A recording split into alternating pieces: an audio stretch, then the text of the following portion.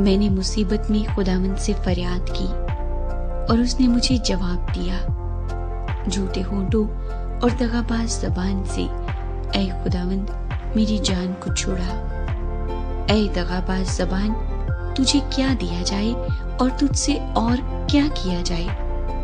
जबरदस्त के तेज तीर, झाओ के अंगारों के साथ मुझ पर अफसोस कि मैं मस्क में बसता और कीदार के खैमों में रहता हूँ। सुलह के दुश्मन के साथ रहते हुए मुझे बड़ी मुद्दत हो गई। मैं तो सुलह दोस्त हूँ, पर जब बोलता हूँ तो वो जंग पर आमादा हो जाते हैं।